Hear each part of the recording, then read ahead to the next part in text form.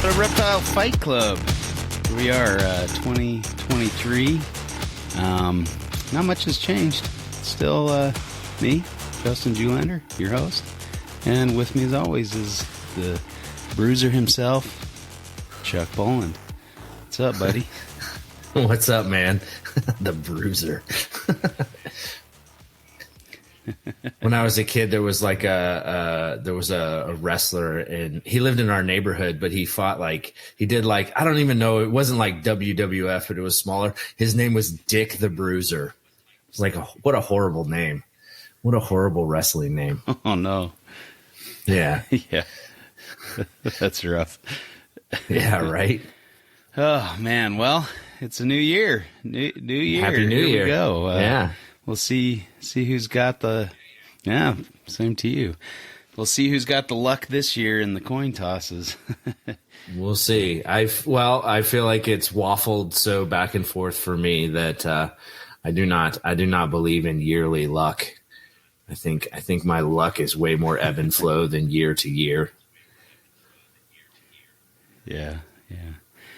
Well, we're having a bit of technical difficulties here. My internet's been crap the last couple of weeks, so hopefully this works out.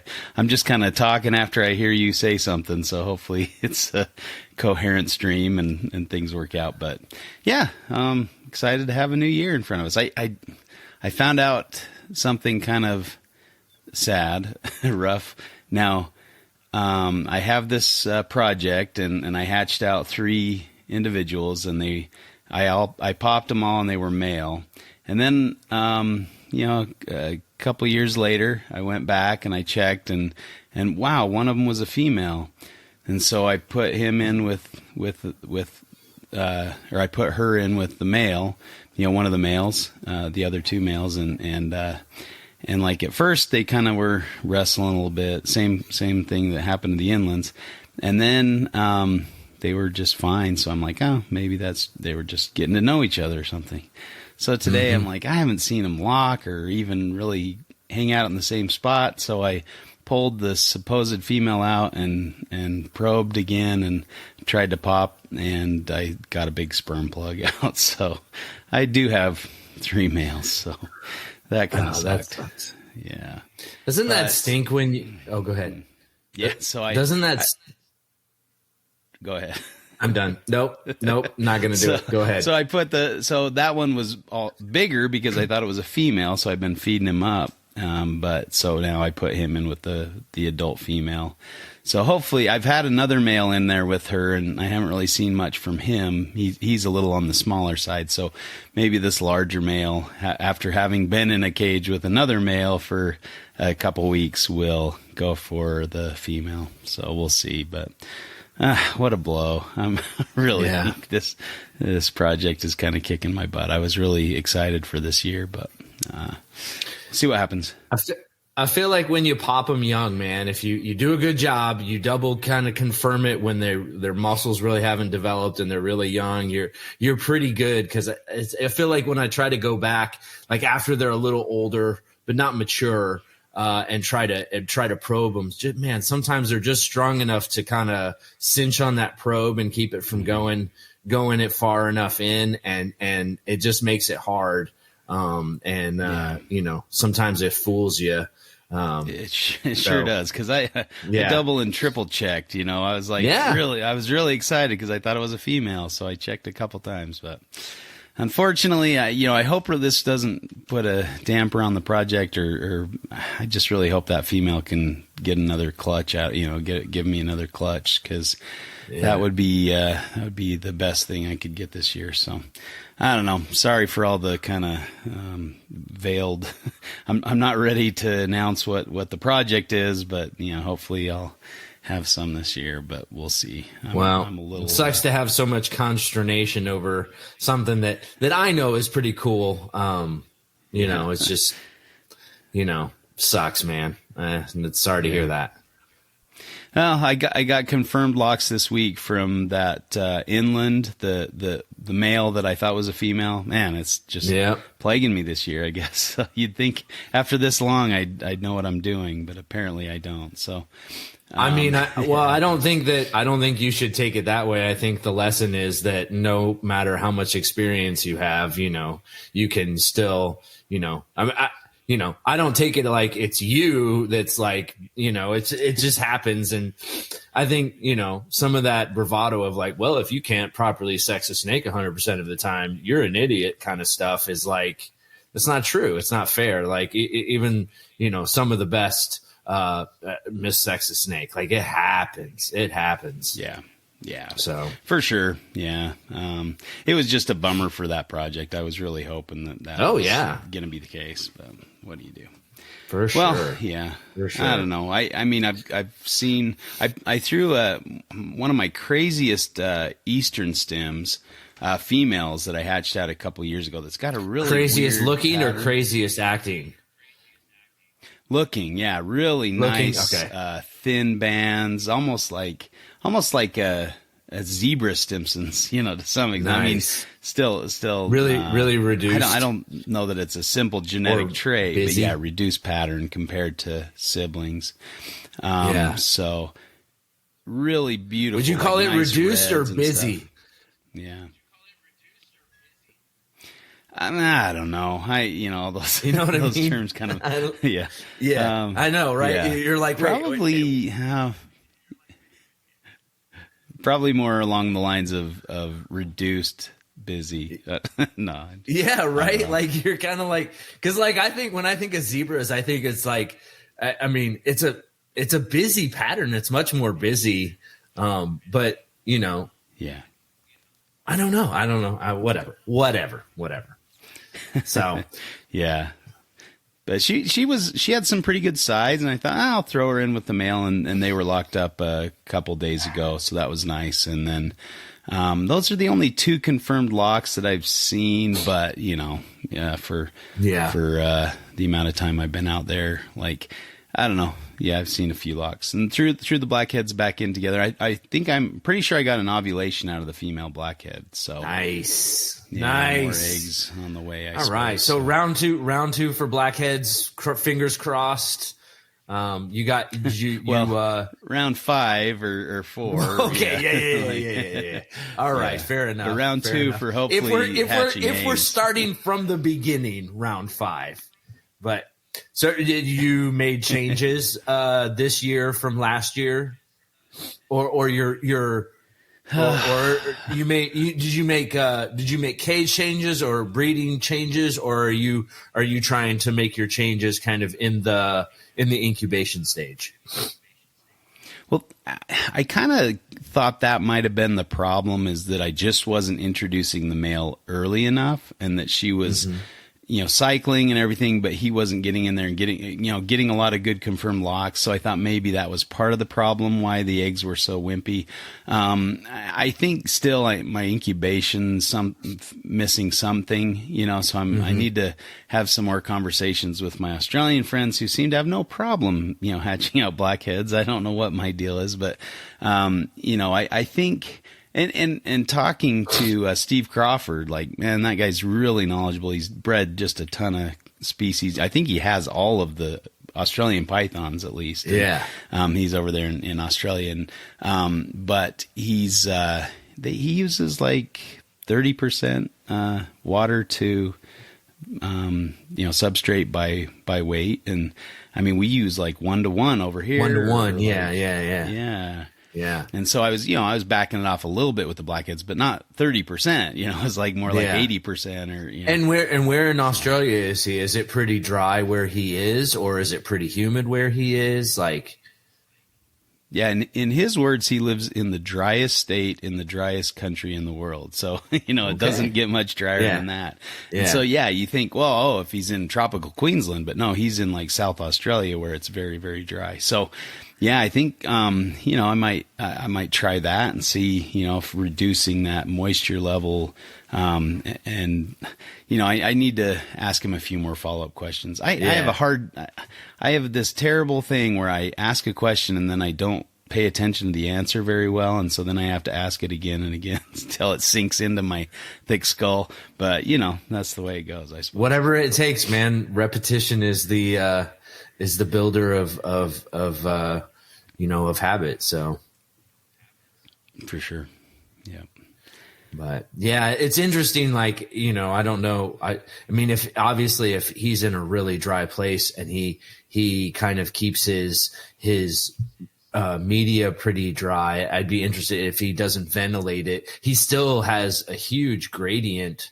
If his outside atmosphere is really dry, his hydraulic gradient from his moist media to the air is, it's not coming in, it's going out. You know what I mean? So, he's even probably losing moisture unless he runs a completely sealed egg box.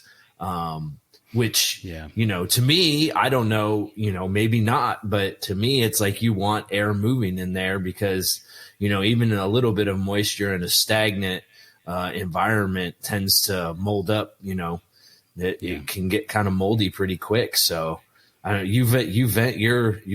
you exchange air in your egg boxes, right? Yeah. I mean, I drilled holes, and I thought maybe that made some of the difference why I got some to hatch, but I don't know. Yeah, I got a little more thinking to do on that one.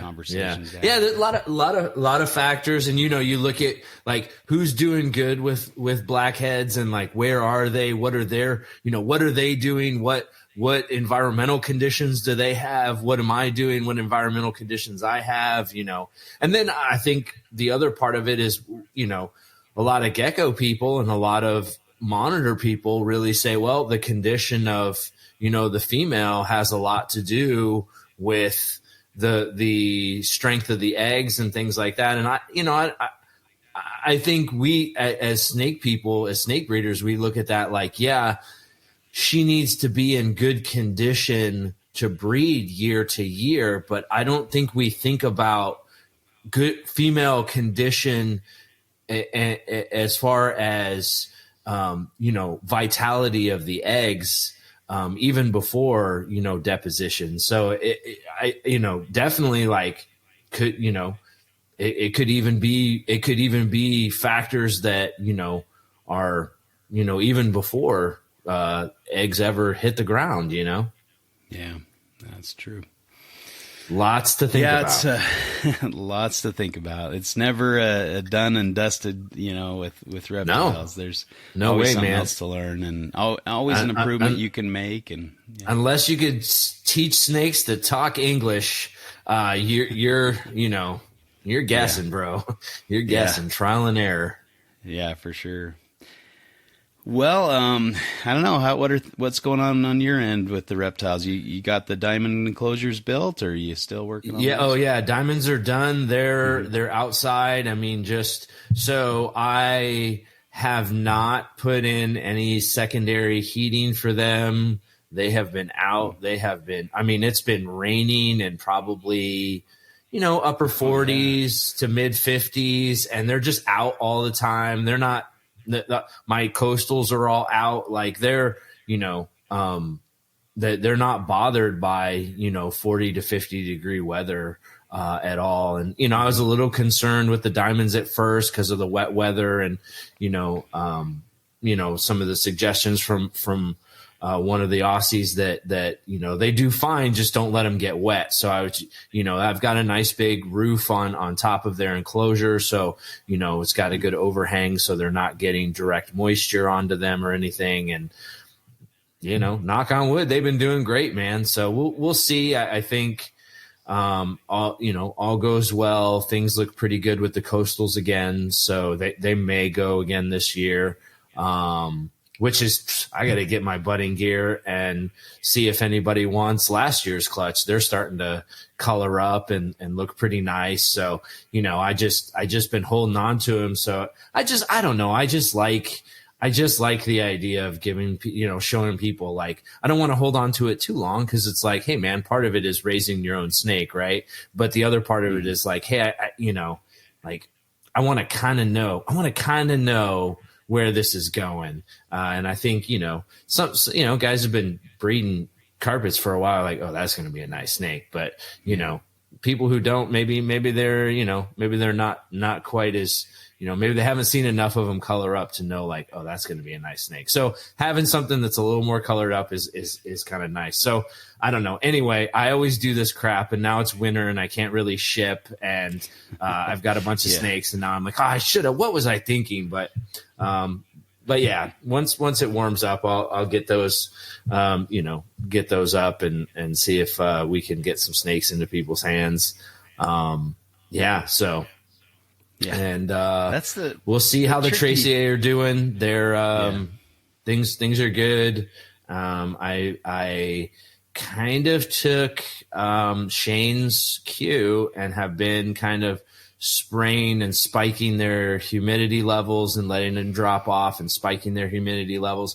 And it's kind of interesting. I've seen more activity. So you'll kind of spike the humidity level, and then the next day they're all hanging out together. So,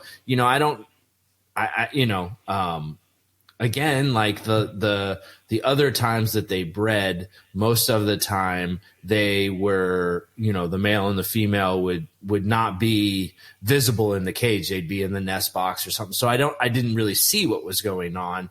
Now it just seems like their cohabitation is more correlated to, high humidity stuff. So means anything, don't know, but just kind of this year's observation. And we'll see. Fingers crossed with those. And lots of Tracy stuff going on. Growing up, the 19 clutch, and they're getting pretty decent size. I need to buy some more food to keep throwing at them, but I don't know. We'll see. Maybe next. I don't know. I don't know if maybe next year's they'll go. Yeah, I'll try to run them. So yeah, that's about it here, man. Cool. Same. Too many geckos. Talking about the diamonds and rain. I hope you guys are okay out there. You're not getting washed away, but you guys have been getting a lot of rain. But I was listening to Scott and Ty Eiper on Project Herpetoculture, and they were talking, or Ty was saying that she doesn't go hang up laundry if she sees the diamond pythons out, because it means it's going to rain. Like, they come out when it's gonna rain. That's really interesting. Just something they said that I took note of, and thought about when you were talking. When it's warm or when it's cold? That's probably more when it's warm. I'd imagine when they're cold. It's weird because they're out. I mean, you would. I don't know. Maybe. I mean, I don't think the snakes are like, oh, it looks like rain. I better, it's cold. It looks like rain. I better go in. Like, I don't know if they, but it is very interesting because when it's cooler out and there's shower activity. I mean, even last year with the coastals outside, I noticed that they're active and they're out when climactic events or, bad weather events are happening. So it's, I don't know. I agree with that. That's an apt observation, I believe. Yeah. Yeah. I'm thinking of the couple times that I've seen carpets in the wild. It has been during a light rain, Well, and I mean, jungle on my first jungle on my first trip was like, I thought, oh, we're not going to see anything. It's just too cold and too wet. And, and then sure enough, you turn the corner and there's a jungle in the middle of the road. So, I learned, something interesting there. And that's, and it seems like all the others have also been kind of in a rainy-ish. Hasn't Eric had some instances where, it was rainy weather and they thought, oh, we're not going to find crap. And they found a bunch of stuff out that they were surprised about. Was that you or was that Eric? I feel like Eric told a story similar like that. Yeah. I mean, it makes sense. I mean, out here, of course, like, in the West, rains bring out the animals, and when we were in that's fair. Arizona, in Arizona, there was that little rain that came through, and all of a sudden everything was out and about. That was kind of nice. So, it can definitely help. But I guess it depends on where you are, but it seems like some, reptile activity does correspond with rains, at least. I agree. Yeah. Yeah. Well, it'll be, I don't know, this time of year, I'm itching to herp, with I can tell. cold and snow. I can almost see it on you. Yeah. Well, I am excited for when it warms up a bit and getting out there. Yeah. So it should be fun. Yeah, for sure. Well, anything else on your mind before we put up our dukes? Get into Listen here, people. No, I'm good. Good. It's gonna go on a Chuck tirade. I did hear. I did hear the NPR guys on Carpets and Coffee. They were talking about like if they should do a trivia, and I'm like, come on, guys, that's Reptile Fight Club territory now. Yeah, but we can't do that because we just we bit the shit out of their holiday show, so we can't if we can't complain. If they want to do a trivia, we can't say too much, man. We really can't. We kind of backed ourselves into the corner there. That's fair. Share alike. We're not. I think they could do. Lucas did admit to cheating, so I was a little like. Did he? Well, at least there wasn't a Mac and Wookie shirt on the line. You know what I mean? He pretty much won. What did he win? What did he win? He won something, didn't he? Oh, the poster. The poster. That's right. Yeah, that's right. Did he get his poster? Yeah. His ill-gotten poster. His ill-gotten goods. You should have just written cheater in huge letters right on the front of the poster and sent it. That'd have been horrible. I'd already sent it, so yeah. No. Oh, so he waited. He's like, "Is it in the mail, Doc?" All right, I totally cheated. Oh, he didn't tell me. He didn't admit it to us. He just said it on Carpets and Coffee. So yeah. Well, watch out, Dr. Loafman. You got to keep an eye on your student there. He's cheating. He's cheating. Are you talking to Sack? Is that who you're talking to? Yeah, Sack Loafman. You can't even say it because it sounds like Zach, but it's not. It's Sack. Yeah. I think I said in one of our we have a group chat with Zach and Lucas, and I said something like I referred to him as Sack, but he didn't say anything about it, so I don't know if he didn't hear, and I'm sure Lucas didn't want to bring attention to it. But. Oh, yeah, sure. And if he has heard about it, he's like, oh, I'm not touching that with a 10-foot pole. Yeah. Dr. Sack. Yeah, that's all he needs. Yeah. He doesn't want to see that one take root. No. That's like, that's how you get a nickname for sure. Okay. Yeah. On to bigger things. Let's do this thing.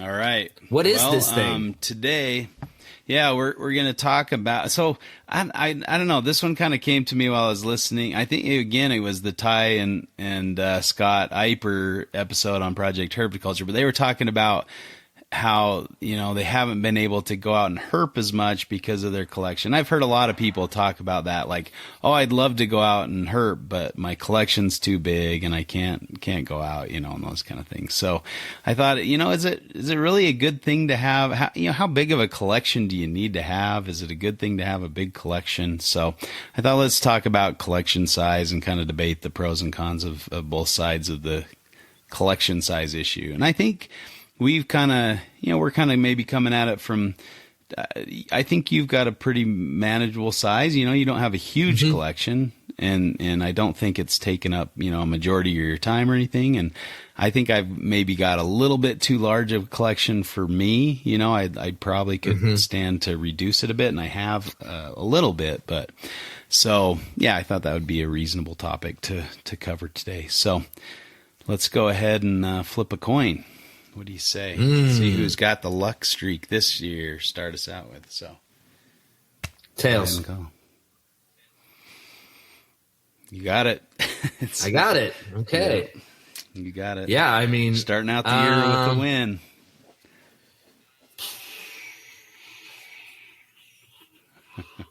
I will Don't hurt take. yourself. No, I will take. So what do we? So I'll take the larger collection side, like the pro of a larger collection side. Okay, having a large collection is a good thing, and I'm going to argue having a large collection can be kind of a negative thing. A sometimes. bad thing. Yep. Okay. Kind of flipping the script. I imagine. Oh yeah. Don't even ask. Just Yeah, I won't. I'll just start. Yeah, you're good, man. Go for it. Okay, so wait, I'm having a smaller collection is a good thing. You love the small collection, yeah. Yeah. Okay. So when I started into this whole thing, right back in the mid '90s, the big 1900s, I bought. The mid 1900s, the mid 90s, 1990s. Yeah, I'm not that old. Yeah, I know. I'm kidding. Says the guy jokes, going in for colonoscopy folks. next week. But yeah. That's good though. That's good. I need to get in for mine. Yeah. I don't know how TMI, good it's gonna be, TMI, guys, TMI. Anyway, off the old man topic. Yeah, exactly. So when I started back in the old days, I got a bearded dragon that was at this local reptile shop, and it was digging in the cage. And so I took it home, and it laid eggs, and I hatched the eggs out, and I was like thrilled. I'm like, holy crap, you can breed these things, and like, and sell the babies, and you can kind of, it can be a self-sustaining thing. So I got really excited and kind of overzealous and started buying up other bearded dragons that I could find. And soon I had, 8 or 10 bearded dragons, taking up quite a bit of room, and I never quite had the success that I had with that single female, and I actually, she was getting bred when I took her in to the reptile shop because I was going out of town for a couple weeks. So they said, oh yeah, you can just bring her back and throw her in the cage. And so, she'd get knocked up every time I brought her into the reptile shop to kind of have him board her for me. And, I got quite a few offspring out of that female. Now, I had other clutches from other females, but like there were other things that kind of came into that too, because I picked up some animals that had some mites, and I got my first introduction to mites pretty quick out the gate, as it tends to go. And then, one of them had some internal parasites or something, she just was not thriving and not gaining weight and things like that. So kind of slowly over time, I just sold them off because they just weren't doing much. Right. And then around the same time, Heidi said I could get some snakes. And so that was kind of more conducive to my schedule and my lifestyle at the time, and still is to a large extent. So, I would say, sometimes when you have a smaller collection of only a couple of different projects, you can focus a lot more attention on those few animals. And so overall, percentage wise, you're probably going to do better. You're going to have, better percentage success with a smaller collection than you would with a larger collection. More animals, more problems, I guess you could say. And so I'd kind of lead out with that. Like if you get overzealous and you get kind of too big for your britches or get too many animals too quickly, a lot of times it's really hard to be successful with all of them. And you kind of have to shift focus or something. So I'd lead out with that. Okay. That's good. Yeah. I mean, I think what you experienced there is pretty common for people. They get some eggs, and however that happens, and then they're like, oh my gosh, I can do this, and they kind of go all in for it, right? My thing would be is that was that necessarily a function of a larger collection? Obviously, like if you have a larger collection, you're open to have more issues because you have more animals. It's just kind of like the law of numbers, So anytime you have a lot of animals or higher numbers, your instances of issues will go up. And I think, some of the issues that you had were related to you being a new keeper, you getting into a new thing, and just like running into these problems that everybody runs into.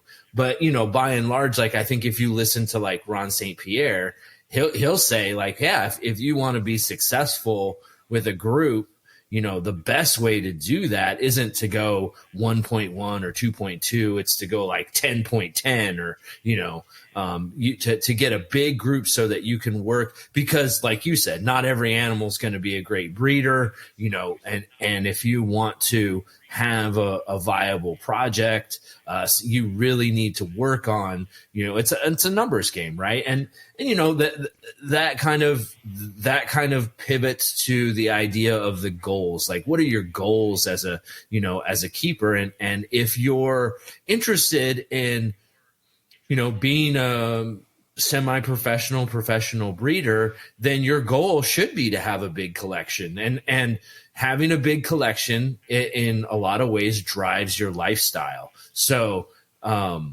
you have to kind of make those decisions. And I think, to the point of like, can you do a lot of herping when you have a huge reptile collection? Well, no, not if you don't have employees, or not if you don't have somebody who can cover for you when you're out. But at the same time, like, you have a fairly decent sized collection, not huge, but you also have people who can kind of back you up enough to everything is fine. It's not that big of a deal. You're a busy guy anyway. So you're kind of, even though you have a big collection, it's not like you're Mike Stefani, where you're like got a whole, collection of monitor lizards that need absolutely daily care and things like that. You've kind of set up your collection around your lifestyle a little bit, and you've made ways to make it manageable. So I think even with a big collection,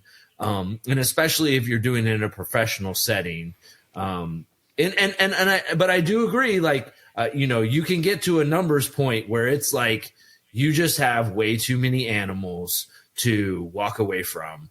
And that at that point, it's a business and you're committed to it, and it is what it is. And you got yourself into that. You know what I mean? Yeah. So I think that's how I lead. I think, I like how you said, you need to think about what your goal is, or what you're gonna go for. And I think a lot of people kind of have hoop dreams. They want to do it full time. They want to be able to quit their job and breed reptiles professionally, and that kind of thing. And I think you're right. If you want to walk down that road, you do have to have a fairly substantial collection. You also have to have a collection that's kind of caters to what people want to buy, and you see a lot of professional breeders that just breed ball pythons, or that have ball pythons mainly, and a few other projects or boas or something on the side as well. So it's possible to do that, and but I listened to a talk by Alan Herpashy at one of the conferences, and that we spoke at, and he was talking about, like, in the U.S., I think that somehow he worked out like the economy would support, people breeding reptiles for sale, was, professionally and making good money doing it, and having the stay power to do that, and to be able to, retire and things, and have enough money for that. I think he figured out there was like room for maybe 50 of those in the United States, mm-hmm. And that works out, to maybe what you'd see. Like if you went and count all the guys who are doing it full time, not relying on their wife's paycheck or their wife's insurance or things like that, doing it full time, you could it's probably around 50 that are, been around for a while and that can do it. I'd probably agree with that. Yeah.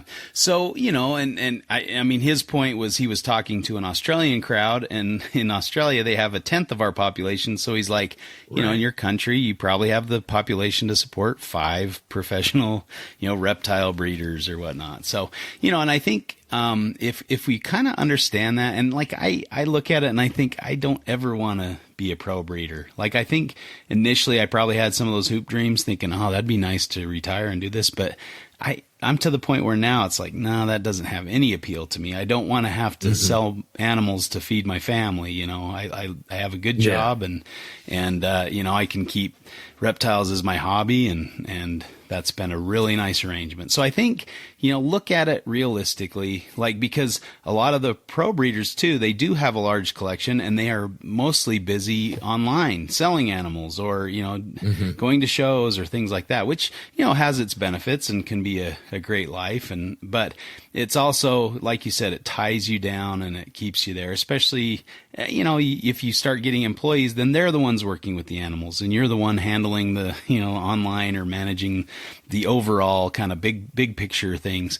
And so you lose that connection with the animals to some extent. And then you also have to trust others. And, of course, there's all sorts of horror stories of employees, stealing animals or messing up, breedings or whatever, So, it has its challenges, of course, but I think it definitely can be done. But, if you want to be one of those 50 people, you're going to have to work your tail off, and you're going to have to, do all sorts of things to compete with people who are already established, who are already doing it, So, and I mean, I do think there's some, if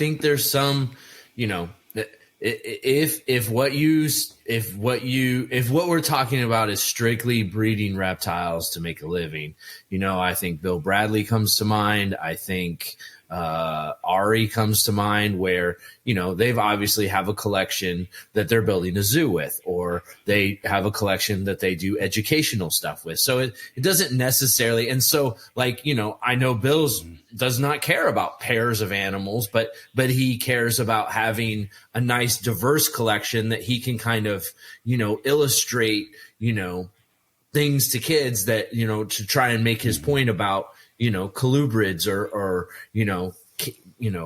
crocodilian or whatever he's got a very wide range of stuff, and I'm sure that keeps him very busy. And I know both of them do not do it alone. It kind of takes a village in both cases, and so I think just to push back a little bit on the idea that it strictly has to be a reptile breed. I think that's the mantra. And I think that's like what, the idea that gets pushed, and if you work a job where you hate your fucking job and you go to it every day and you're like, this fucking sucks. I like reptiles. I want to stay at home. I want to just sell reptiles. And that's cool. I totally get that, because there are days I don't want to go to work and I would just rather be at my house working with my animals, doing my own thing. Like, it would be much better for me. But at the same time, the reality is selling animals is hard, especially when people aren't buying them. The economy sucks. Things are, whatever, things that are out of your control are happening. And so these guys that are part of, Repashi's 50, they're working very hard. They're making good choices. They're making bad choices. They're losing money on their bad choices. They're making adjustments. They're doing a lot of things. And I think when you talk about success at any level, there's a level of obsession that goes into it. And if you're not willing to be fully committed and fully obsessed with it and take it, do whatever is necessary. Like, so if you're one of these breeders who's like, I'm going to get a big collection and I'm going to sell my animals. Well, guess what? If somebody's been doing it before you and they've out hustled you and they've diversified their collection, you're going to have a hard time keeping up with them, and you're going to fold under, and they're going to continue chugging. So, all those things come into play, and that's kind of the downside with a big collection is, again, it goes back to, why are you doing it? What is your goals, and how do you want your lifestyle to be? because if you're dedicating to it, you're committing. Yeah. I mean, I totally see that. And I agree. I mean, being in this for, where we've both been in this for the last 25 years, you see a lot of big guys come and go. They came in, they made their money, and then they usually get out, or something happens. They get some kind of, viral infection or bacterial thing that kind of knocks things out. And I mean, it's a tough way to make a living. And I think if, more people that have those hoop dreams and think, I want to do this, if they do it kind of on the side for a few years, and, you have to do that anyway. I don't know of anybody that can just instantly become a breeder. I've seen a couple people try that. I can't remember who that was back in the day, but they just came in, they bought a ton of ball pythons. It was like some used car salesman guy, and he had a partner that was a reptile guy, and they were going to take the ball python more. Sounds like a recipe for the W right there, man. Yeah. The sky's the limit with that. Exactly. With that setup. Oh my God. Yeah, but they sunk a lot of money into it, and it seemed like they were, off to the races and stuff. But yeah, of course, it didn't work out, and they didn't see eye to eye, and everything fell apart. So they were gone. I'm sure they lost their hat, lost a lot of money. So if you want to do it, I think get to the point first where your collection is sustaining itself, and you're working a job. You don't have to worry about selling the animals, but see how easy it is to sell animals. You kind of have to build up a reputation anyway. And work with a few things that you like and that maybe other people like as well, and kind of get used to breeding things first. But I think, if more people just didn't have necessarily that idea that I'm going to get rich off of this, but they had the idea, I want to work with reptiles. I want to, spend some time with reptiles. And they kind of have that dose of reality that, the pyramid scheme doesn't usually work except for the top, 50 people. Like there's a bunch of other people supporting that pyramid, and you're probably not going to make it as a full-time breeder, because it's a hard row to hoe. And like you said, there's already people out there doing it, making it work, and kind of ahead of you. You kind of have to wait for a space or something, or some kind of niche or something that you do well to kind of break into that, I think. But, and having that smaller collection. Oh, go ahead. Yeah. Oh, just having that smaller collection gives you a better sense of how you can make it work, and how it actually works, and get kind of your feet wet that way. Sorry, this lag is killing me. I'm sounding like an interrupting asshole. But man, like I think of somebody like Sean Carroll, who, he's an Aussie, but if you are friends with him on Facebook, dude, every single animal he has is dead knockout amazing. And the stuff he must produce is incredible. So like if you have gone through and do your make your nipper, breed just top-notch stuff, and you are that guy who is known for that, and you've built it and you have a big collection, it's easier for you to sell animals, because when people think of, I want killer stuff, I go to Sean, because he has all he has is killer stuff. Yeah, that's the guy. That's the guy you go to. And as we've shown time and again, what people love more than anything is killer looking stuff, right? The name and how it, the how it looks will always trump the name, whatever it is, the name, the name's important, but man, people throw the name out the window, whatever the name is out the window when it's nice enough looking. Right. So I think that, point taken, very true. I think that you have to, if you build a big collection, you have to manage that collection. But if you do it right and you do it well, you can definitely have things where things are much easier to sell, because you've built a name for high quality, and are kind of you want that? Go to him. I think when it comes to a lot of Frank Payne's a guy who comes to mind. He's just becomes a go-to guy because he's doing, whatever he gets into, he chooses his projects, he refines them, does them very, very well. And he's very consistent, and he's very proactive. And it's like, oh yeah, just go to Frank. Right. And he sells all his animals. Like I think that's the way you do a big collection. And I know Frank doesn't do it alone. He's a full-time, high school teacher. So he, like I said, a lot of times you got to have some help. And it would be a tough slog to go at a big collection alone. Yeah. I'd look at Frank kind of, as it doesn't seem to me that he's a huge, breeder. Like he's kind of limited himself to certain projects, the electric blue day geckos or the chameleons. He has like one or two of species, so he's not like one of these huge breeders.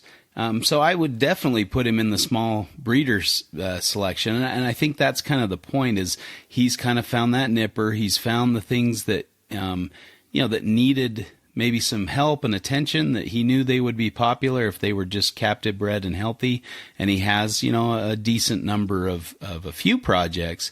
But I mean, I think it's probably count. I don't think he has a lot of species, but he has numbers of those species because he produces at least 100 or more electric blue day geckos a year, and he always has them for sale. So, I mean, I hear what you're saying. Yeah, he's not all over the place where he has, I think of somebody like Great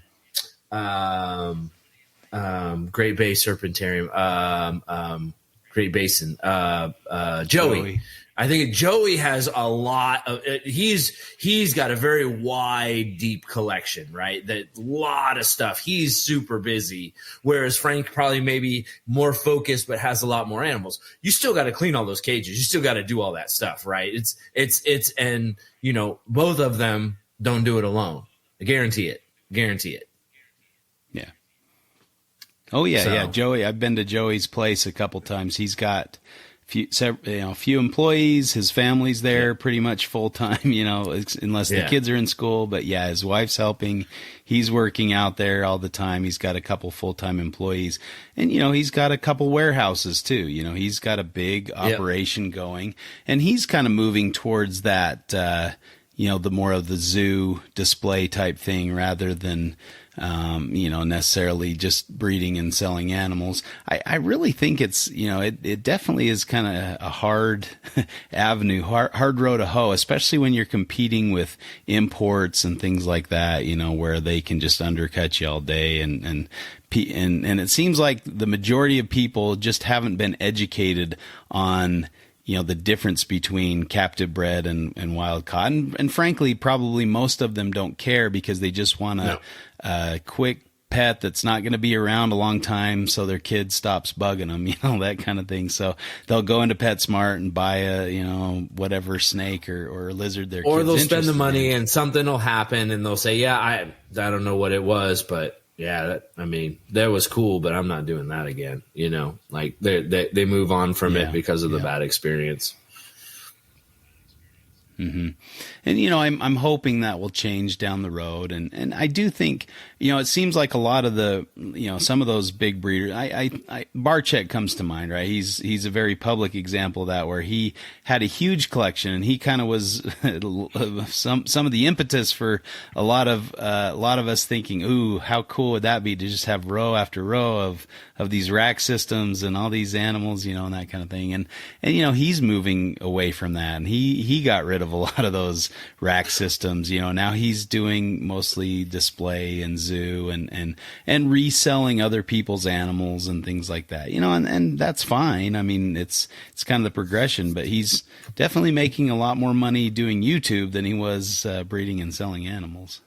And I mean, there's apparently more than one way to be in big air quotes, the man in reptiles. And, maybe he was somebody who thought that breeding was the way to be the man, and he was offered another show or shown or figured out another avenue, and now he's he's the influencer man, like that's where he wants to be, and more power to him if that's, he definitely switched that train and got on a different track and seems to be doing pretty well with it. So, I mean, he does still seem to push that, the pyramid scheme thing. He's, with those catchy titles like the next, $1 million project and crap like that. It's just like, come on, dude. The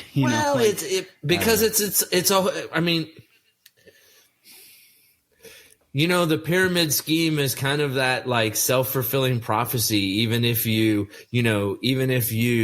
realize that it's bullshit, you still want other people to participate in it because in some way, shape or form, you're still plugged into it. You need those new morphs to keep that excitement, to keep yourself relevant, to make new shows for yourself, or to, it feeds the machine and you're part of the machine and you need the machine fed. So, you kind of push the bullshit, even though it's bullshit. So, that's just economics at some point, right? So much of our economy is just pushing the bullshit because you got to feed the machine.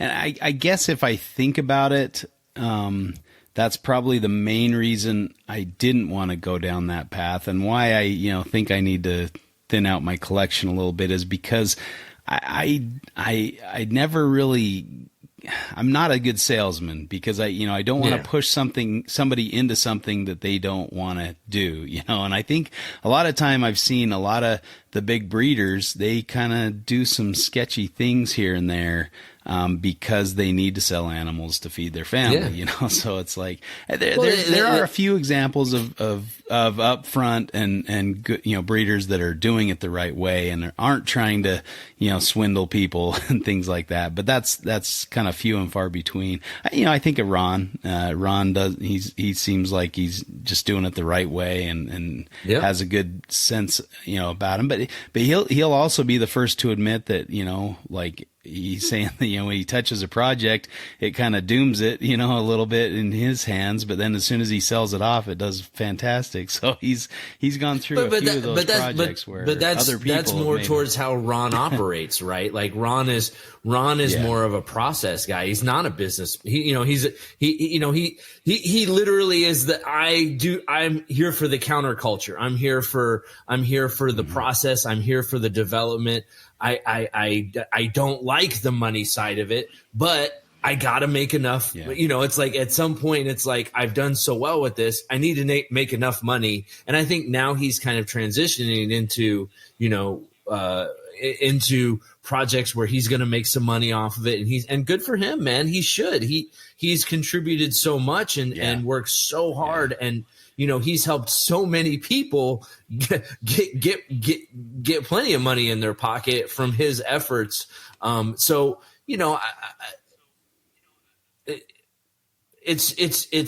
the process, it's the goals, it's why you're in it. And, you see people like Ron St. Pierre and you're like, good dude, like that. I'm about it. Like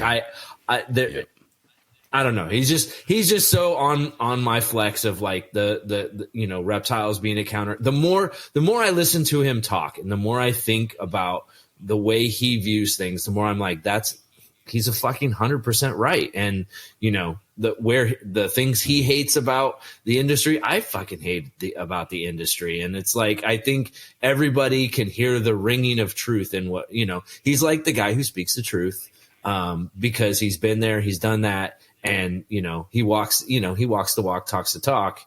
And, like Ron's also a good guy who has a fairly sizable collection and he's kind of tied down a little bit to, his collection. But Ron also goes out and herps. He goes out and does stuff like he, but he doesn't do it alone either. So he was saying he hasn't been out a lot. He's fair. Had to Well, been tied down but he collection.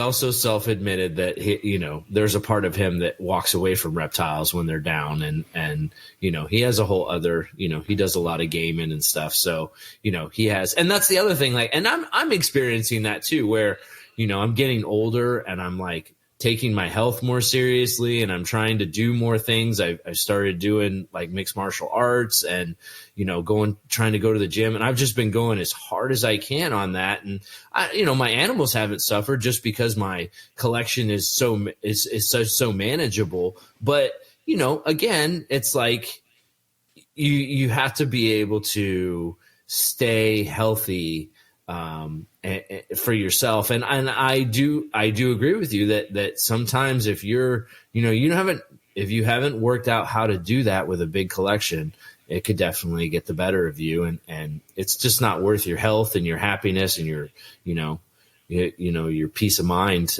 for the animals. If you're just trying to go after something because it's too big. I definitely think there's a limit to big collections. I think people have to be sensible about that stuff and really look hard at the market and really, take some honest assessment and start slow. And if you're going to go for a big collection or you want to be that guy, you better do your goddamn homework, because there's some real good breeders out there.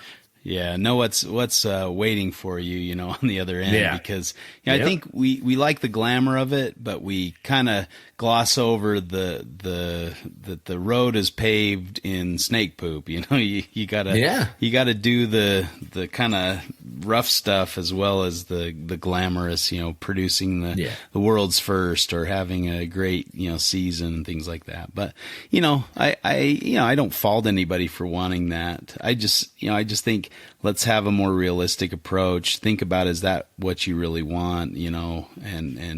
I think intention is everything. Intention is everything. Mm-hmm. What your intentions are, I feel, will have a gross influence on the outcome of your success or your failure. Mm-hmm. That's just me, though. Yeah. Well, and looking, another downside, I think, of being that professional breeder, having that giant collection, is you look at everybody as kind of competition, because, and I see that with a lot of the larger breeders that, they have to sell animals for their livelihood. And so anytime somebody comes along and breeds the same animal and undercuts them, or, they're grumbling about it because, they're selling them for less. And it's kind of a sad thing to kind of not see everybody as a competitor or somebody that you have to take down or that you have to watch out for and keep things from. And you see that a lot. I think it keeps the hobby from progressing like it could, because then, you're keeping trade secrets, or you're not, telling how you bred this animal because you want to be the only one to supply these things. And, it's kind of that leaves a bad taste in my mouth, at least. That's the part of the hobby I just really don't like. And so maybe that's another reason why I'm not destined to be a professional breeder, but just enjoy the animals and, Yeah, I hear what you're saying, and I think in context, those people who are, very like, hating on other people because of the competition and the thing. There again, I'm going back to intention and the goals, and I don't want to speak for the guy, but Sean Carroll again, animals are amazing, simply fantastic. I do not think that he has to sit there and be like, oh, that motherfucker sold these things, or, he doesn't have to worry about that, because he has developed such a collection, and he's doing such great things, and his animals and his work absolutely speak for themselves. And so if and this is just me in my mind, if I had that kind of a collection and I was doing that kind of work at that kind of level, I wouldn't be worried about what anybody else is doing because I'm doing it so fucking good that, it's not, I don't have to get down in the weeds. I think the people who are working in the margins of high success, they're down in the weeds because they haven't made those good decisions. They haven't long gamed their collection. They haven't done some of that stuff that really sets those 50 Rapashi style large breeders. And, I'm not saying Sean is one of those 50 large, large breeders, but I'm using Sean as a quality example to make my higher point. And I think that, the where you see the ugly part is where people struggle and where they struggle. And that's where you see the ugliness of it. And that goes to big collection versus small collection. If you've got a big collection and you're pissed off at everybody else because they bred this or, whatever, maybe you need to examine what you're doing. Maybe you need to look at your intention and reassess your goals. I think that, there's definitely, there's definitely a point for you to be made there. But at the same time, is that a problem with big collections or is that a problem with decision making and goals and intentions, right?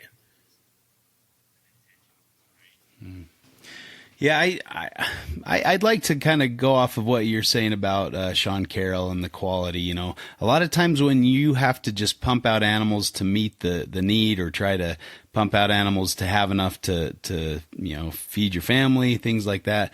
A lot of times the quality is secondary. I mean, you're going to have healthy specimens or whatever, but not everyone's going to be a stunner.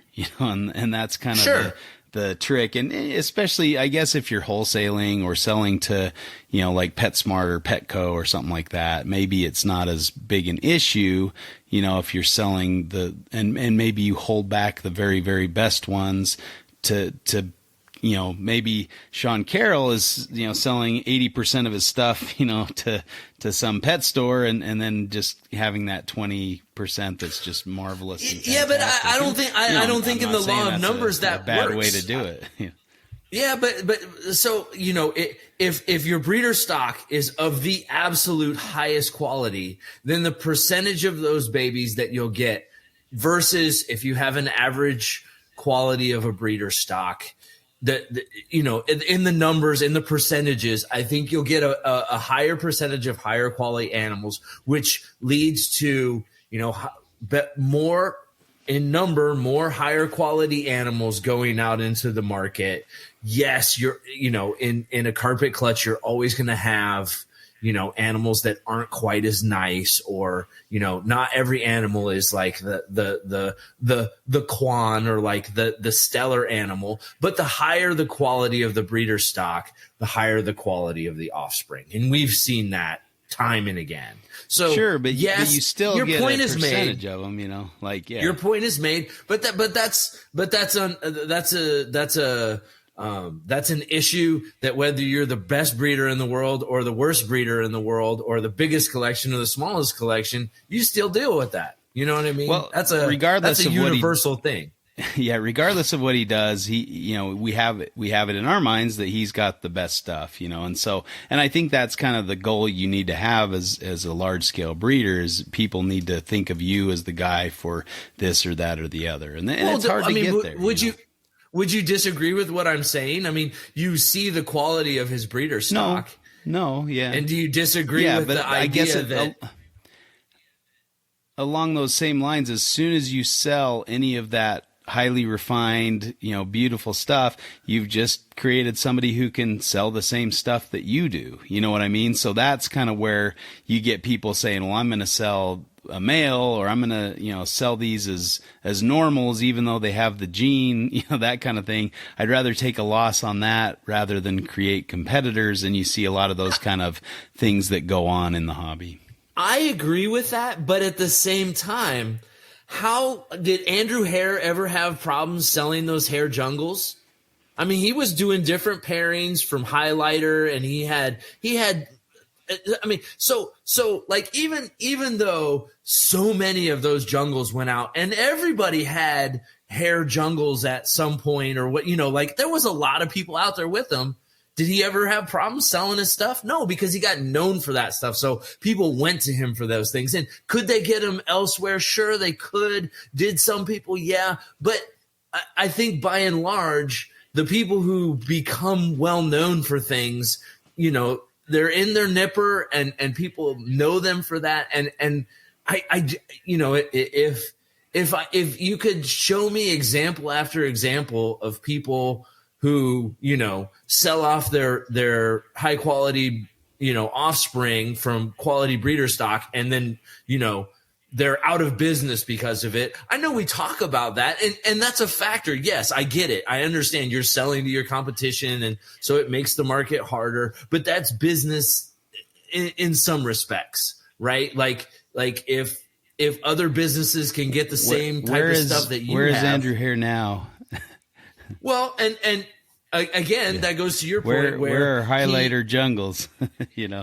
Well, and I mean, did he stop producing them, or did all of the highlighter jungles that everyone else made drive him out of business?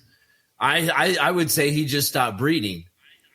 You know what I mean? And he moved on, which goes to your point of people get in and get out, which really doesn't have anything to do with what we're talking about.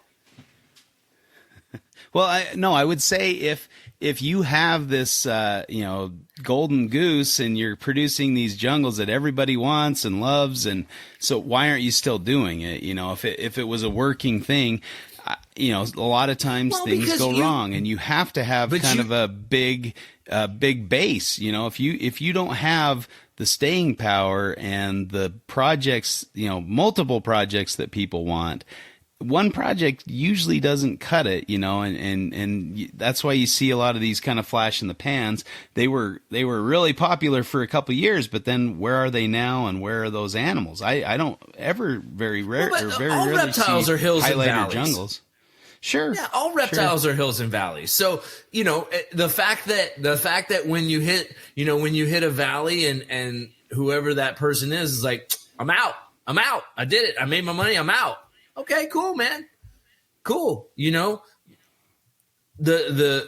long-term people, the people who, the Nick Mutton, who's not going to just be like roll up shop and leave, right? He's going to keep his highlighter jungles off in the corner. And when that shit becomes in vogue again, bam, he's going to start selling those out again, because he's going to have them. And I think, with the ebb and flow, that's kind of what you have to do.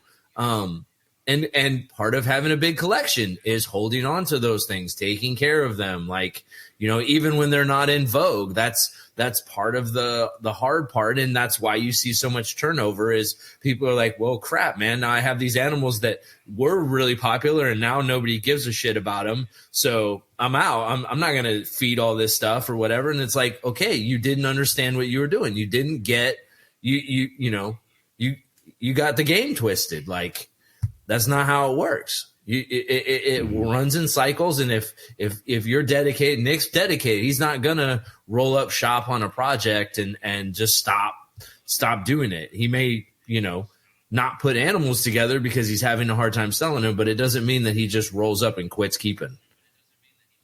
Does that make sense? Yeah.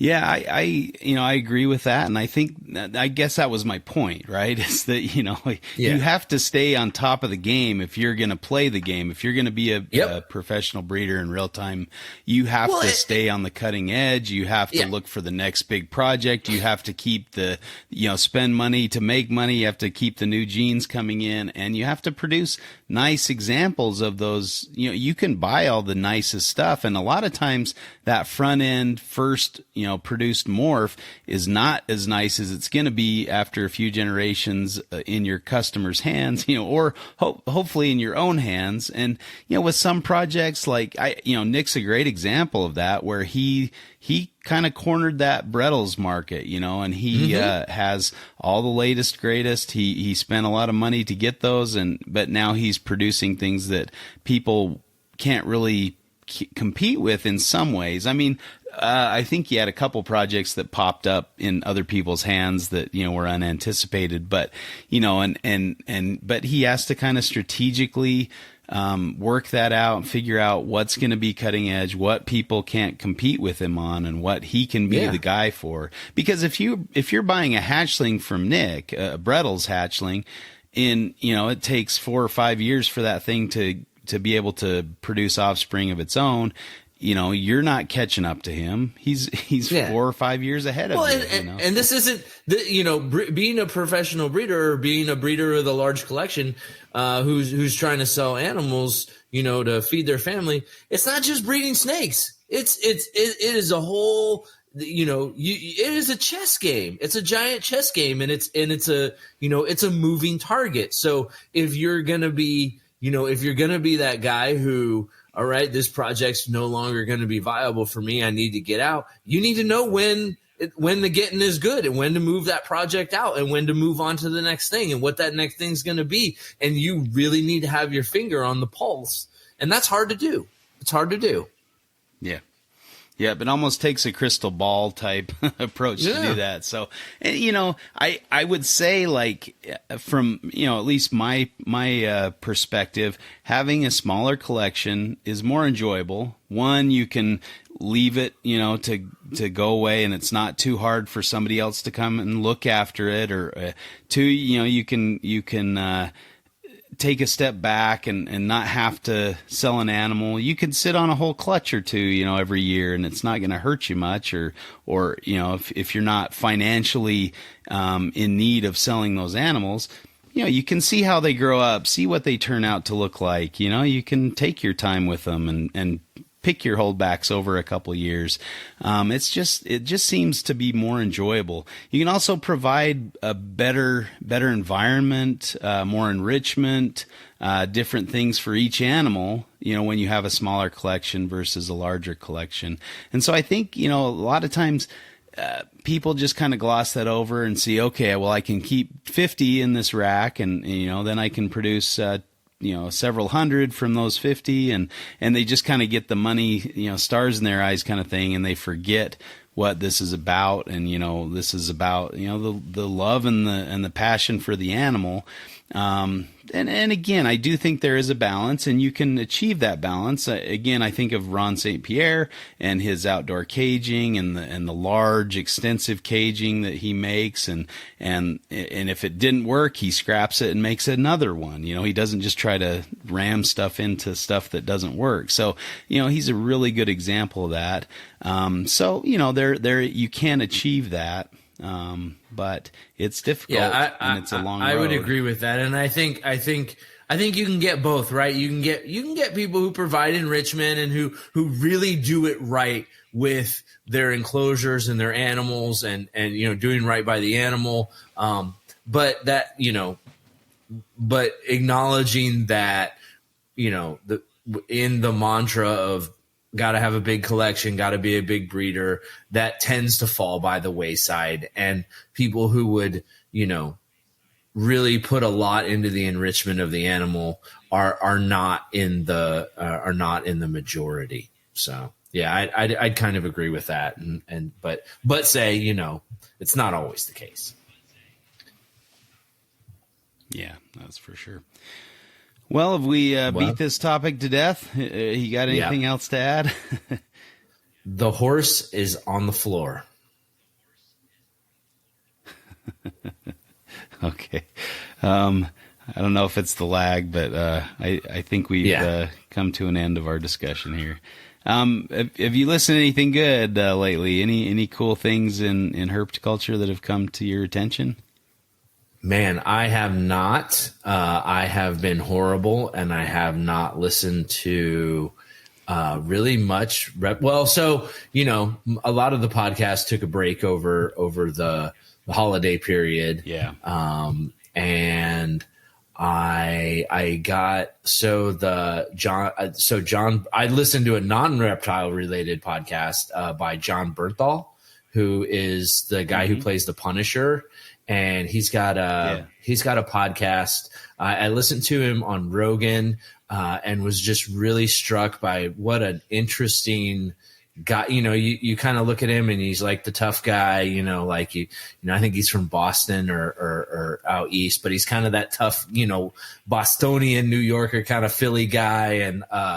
And like you find out that he studied theater in the Russian theater, and like just really interesting. And then started a podcast around because he has a lot of people that were into criminal activities, but he also has people who are police and law enforcement, and he kind of like brings those two worlds together and shows like both sides of it. And it's just a really kind of really interesting. I just was like, wow, what a cool guy. What a great like guy who's using his fame to kind of give perspective and voice to both sides. I like that kind of thing.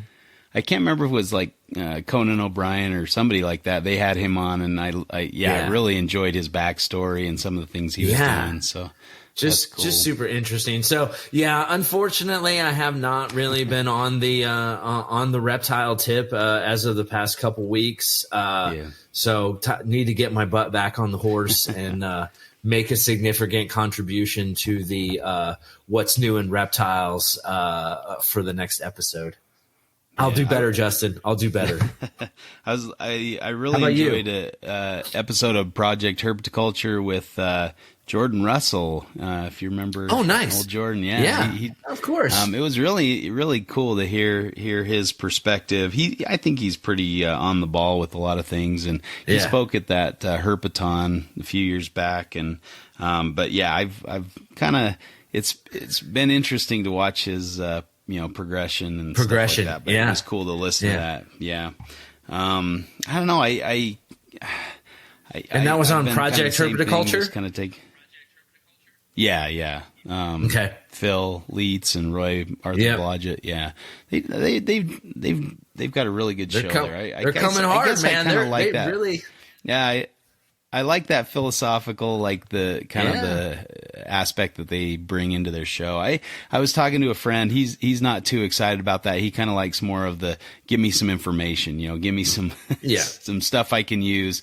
And it's nice to think about all the other aspects like the philosophical stuff, but I want something tangible, and I understand that, and I think they bring both of that to the table for sure. Yeah. But, and he mentioned, that he enjoyed the one with, Scott and Ty Iper, that was a little more useful information or something like that. Yeah. So but some good shows they've got coming out. So yeah, I've really enjoyed kind of catching up on theirs now that I found where it is. But yeah, it's pretty cool. I haven't really. I ran across a paper. It's by the same guys that did the Antaresia classification thing, and and they did like. What are they? A timeline of I haven't read the paper yet, honestly, but I just saw that kind of popped up, so I need to look at that one, see what was it. What is the topic of the paper? Like evolutionary history of the pythons, and kind of when they and kind of a rapid expansion when they hit Australia and some of the aspects of that. So more kind of a Nick paper, but I like that stuff too, and get kind of geeked out about that. So I'll have to take a look at that, but it's very pleasant to see. Other than that, it's been kind of slow lately. Just kind of enjoying the holidays and family, and not really, hanging out in the snake room as well. But, yeah. Same. I got a new tool. The drawer unit with that's like 6 foot tall kind of thing, where you put all your tools. So I've been kind of excited organizing all my tools and getting things organized out in my shop and stuff like that. So this is like a rollaway, like a toolbox rollaway. Nice. I mean, it's one of the Nice. cheaper ones, but it's got like a charging station up in the top, so I can kind of put all my, and it's got locks and stuff like that. So it's kind of exciting. I've always wanted one of those, and I'm so if just you really a wanna- geek for tools. If you want to take it to the next level, go get yourself some of that like foam, like the blue foam that you use to like lay down for sleeping bags and stuff. Cut it out for the squares and then silhouette all the tools so everything goes in its spot, and then like cut out the foam and put the tools in. That's how like at work. That's how. So we have like because I work on aircraft, we have very, very strict tool control. Oh, yeah. And so we have to account for every tool, every piece, every little thing. And so all of our boxes are silhouetted, and man, it's like when it's, you know, I don't know. I geek out over that stuff too. So a nicely silhouetted toolbox where everything has its place, and you open it up and you're just like, oh, mwah, that's beautiful. For sure. So, that's awesome. Yeah, that's really awesome. Cool. Yeah. So yeah, I like the tool things. I was able to pick up another miter saw, or the chop saw. You know, those are fun. Yeah. So I need to get some space and set that up. But I've got a bunch of cages that I need to build. I think I mentioned that probably 50 episodes ago. But yeah, I got a bunch of these crates, shipping crates, and I've been turning those into cages. But it's going a little slower than I'd anticipated and hoped. But I'd like to get most of my stuff into bigger, better cages and that kind of thing. So that's kind of one of the goals I have for this upcoming year. New year. How's the rat problem going? Oh yeah, it's fixed. I'm back on track. No more loose rats. Nice. So, that was It's a long time coming, but I'm very happy to report that. That's good. I'm out of those. That's why you didn't hear me. You didn't hear me complain about it at the top of the show. So. I'm glad you didn't bring the loose rats into 2023. That's awesome. Yeah, they stayed back in 2022. So yep. I mean, overall, 2022 was one of the best years on record. That was a lot of fun. I didn't make it over to Australia, so that's one of the things I need to fix in 2023. And so I'm planning on getting them back over there at some point this year, and then it should be a good year. I'm excited. Yeah. Well, cool, man. All right. Well, we'll recommend you to the Podfather and his army of podcasts. You can check out everything at MoreliaPythonRadio.com and listen to all the great content they've got out. I know they've got some good shows coming up for the new year, so check out Morelia Python Radio and all the associated podcasts, including ours, Reptile Fight Club. Go back, enjoy some of our past episodes and some of our past guests. We've got a lot of people that have given us ideas and that are ready to come on the podcast, so I just need to get them scheduled, and that's been kind of the rate limiting step here, but we should have some guests on so you can listen to somebody besides us two. But I don't know, I enjoy having a little intellectual battle with Chuck. It's always fun, so hopefully you guys are all right with that, but we should have some guests coming up here in the next couple weeks. Should be fun times. So as always, thanks for listening, and we will catch you again next week for another episode of Reptile Fight Club. Stay tuned for a new year, new us. Later. Fight Club.